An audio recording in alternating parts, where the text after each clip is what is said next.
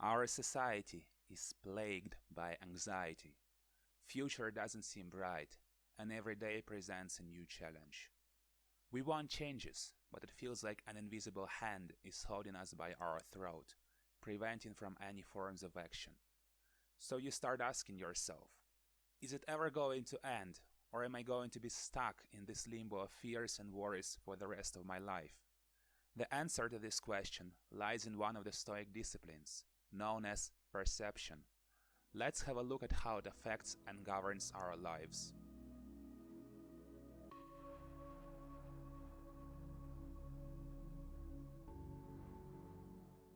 In recent years, we can observe the rise of popularity of ancient philosophies and practices, both Western and Eastern. People are trying to infuse their lives with meaning and find time-proven methods of dealing with adversity. Yet, this phenomenon isn't new. In the golden years of Roman Empire, to be a student of philosophy was a common practice, both among slaves and noblemen. But only a tiny minority of those people actually put their principles into practice. Stoic philosopher Epictetus puts it this way: as it is, in the classroom we are fierce and fluent, quick to answer any little question on these topics, and adept at drawing the right conclusion. But force us to put the principles into practice, and we are as good as lost. Let any danger loom, and you will discover what we really practice and train for. It's not hard to be preachy and knowledgeable on the subject of virtues. It is much harder to put them to use when the situation calls upon it. We lose our cool, mentally tell ourselves that philosophy can wait, and then proceed to take in reckless actions, which we later on will regret. So how can we be more in control of our initial reactions and not immediately fall for any impulse that might arise? The answer is perception. A prolific writer and speaker, Alan Watts, is known for interpreting and popularizing Buddhism, Taoism, and Hinduism for a Western audience. This is his view on perception. The transformation of consciousness undertaken in Taoism and Zen is more like the correction of faulty perception or the curing of a disease. It is not an acquisitive process of learning more and more facts or greater and greater skills, but rather an unlearning of wrong habits and opinions. As Lao Tzu said, the scholar gains every day, but the Taoist loses every day. What he means by that is the necessity of looking at situations objectively, without assigning a story to them, and without coloring them in your emotions.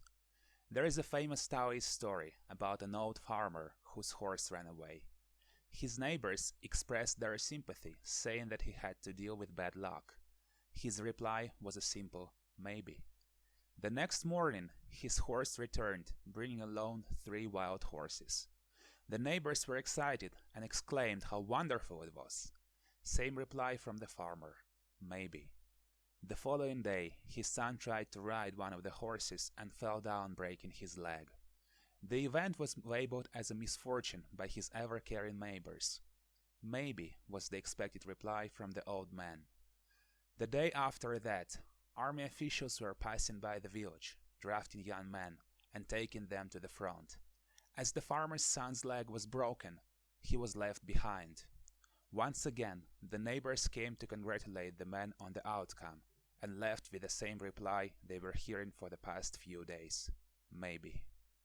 The story teaches us that no matter how catastrophic our current situation might seem, we are blind to the whole picture and the actual chain of events, so it is wiser to be neutral and not get too attached to the outcomes, or we'll be shaken to the core by every event that happens contrary to our expectations. Stoic philosophers also teach us to be skeptical of our initial reactions and natural instincts. More often than not, these impressions turn out to be only partially correct. But in general, they are completely false and are provoked by the subconscious pain or serve as projections. Here is what Seneca tells us about anger. The cause of anger is the sense of having been wronged, but one ought not trust this sense. Don't make your move right away, even against what seems overt and plain. Sometimes false things give the appearance of truth. It doesn't mean that we should stop reacting altogether and become completely passive. It just means that our emotions do not represent the reality. All of us are unique and have their own story. Some of us have gone through terrible experiences, which left a trace of distrust and resentment in their subconscious. But do we want those experiences to dictate our responses? Or is it better to acknowledge the fact that we are often wrong and take a more mindful approach to life? Or as they put it in Stoicism, to not let every impression ascend. What kind of person, then, pays no attention to the matter of impressions, do you think? Asks Epictetus. Well, what do we call people who accept everyone indiscriminately? Madmen. And do we act any differently? Perception of an event leads to action, and once the deed is done, there is no going back. If the situation allows it, find a moment to work through your emotions before making a decision. And if you did something which turned out to be wrong, then accept it and don't complain or explain yourself too much. Just focus on your next move and don't allow yourself to be burdened by the past. Both philosophy and psychology advise us to be aware of our initial impressions and don't make rash decisions in a heated moment. We have to understand that they don't teach us to be passive or indecisive. The goal is to be more mindful, so we have to keep these 4 things in our mind next time we are feeling anxious. 1. We don't know the full picture, and the whole thing might be a blessing in disguise. 2. We have our unique psyche and are more prone to react in a certain way. Try to think of the situation objectively. 3. Postpone your decisions when facing crisis. Don't blame yourself if you didn't.